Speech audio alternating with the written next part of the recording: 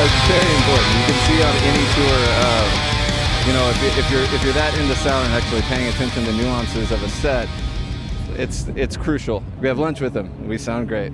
Some guys don't have lunch with them. They don't sound as great. You know, it's crucial. You know, you want it to sound as best as you can. So why wouldn't you try to make that guy your best friend all the time? You know, very vital. I guess they're very different. Live, it's more about getting the best sound as quickly as possible and making it easy as soon as you're set up and everything to go right. You know, so you're looking for the quickest setup with the right mics and the right everything, which usually, you know, to be all honest, you get it like second or third show of a tour is when it starts getting good. In the studio, you get to take a little more time with it. You can spend hours on a tone, you can spend hours on a vocal mic, and then decide it's not going to work, and it's fine. But I mean, on this one, we only have 25 minutes, so it's got to sound good right away. Yeah, no, that's perfect. One of the things that we try to emphasize with students particularly is that you need to, like, you capture the tone right the first time. How much time did you guys spend cutting the album, going back in and fixing tones? This, as far as my experience has dictated, this one was pretty quick. We spent, I don't know, I mean, it was kind of split up the time that we spent on it, but I think we spent a total of about 2.5 months on the record. Overdubbing and everything, maybe a week and a half. We were fortunate enough to get it right the first time, mostly.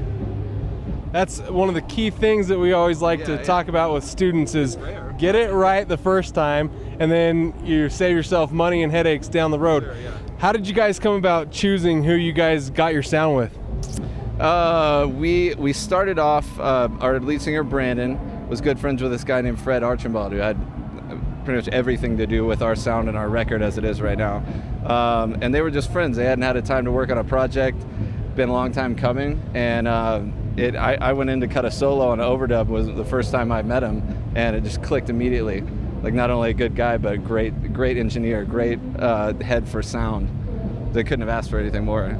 So is Fred Archambault the reason you guys got hooked up with the Sevenfold? Because he did the engineering for 3 of their albums. I didn't know that. No, Sevenfold was just friends from Brandon again. I feel like I knew they did a Confession record, which Matt, our other guitar player, was in the Confession. So I know they had that connection, but I didn't know that. I didn't know he did 3 records. Yeah, he Unholy Confessions, the City of Evil, and their self-titled album. He was engineering all of those. So your guitar player is in the Confession. Now this is just because the Confession was a band from about 3 years ago, 4 years ago probably. They were up and coming, and then all of a sudden disappeared. Tell me about it. I don't know the full scoop on it. From what I've heard, they got dealt a kind of weird hand with a couple tours in a row, and their management wasn't working out at the time. It really doesn't matter to us at this point. We're selling a lot of records and making a lot of fans our own way, which was really important to us in the beginning and still is. So at this point, we're kind of under the impression, you know, like, we're not going to look for labels, but if they come look for us, then we'll talk, you know. So yeah, I mean, I don't think in this day and age it's 100% necessary to do it right away. I mean, there's other avenues of doing it and making money and still having fun and putting out a good product without labels. Yep.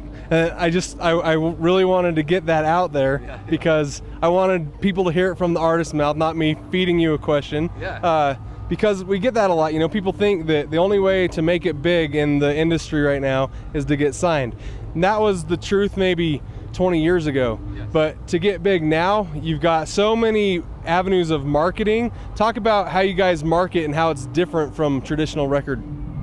Besides the label approach, we spend a lot of time on the internet through Facebook and Twitter. Besides that, it's really word of mouth and shaking hands. I mean, it sounds like an old 1920s political like throw, but that's kind of what it is. We're out here selling the records ourselves, and it seems to translate really well. I mean, it shows that we're real people and we're not just this face that a label put on a poster or something, you know. So what do you guys think of the other bands you're on tour with? What's your favorite performance act so far? My favorite act right now is Black Tide. Avenged Sevenfold is always awesome, and they've got insane production out on this tour. This huge bat that spits fire everywhere. I honestly can't. I would tell you if I did not like somebody, but everybody's been super cool to us so far, and we only have like 2.5 weeks left, so they'll probably be cool the rest of the time. That's always good. One other thing that I notice is a lot of bands come out the gate. They think that it's a competition, them versus all the other bands out there. How much more is it important for you to network through bands rather than try to be in competition with all the bands? Once again, very vital. I'll take, for example, like a band the other day needed a speaker cable. If I wasn't friends with them and they hadn't given me a beer like 2 weeks ago and been all cool, then I would have been like, I got to pack mine up, sorry. But it's no skin off my back if they're friends of mine, And it works vice versa. One day, our trailer we had an accident, so we had to leave a trailer on the side of the road, didn't have any gear. We showed up, Black Tide hooked us up and let us play on their whole gear. So yeah, it's vital to make friends. Well, thanks a lot. We're really excited to get this out there.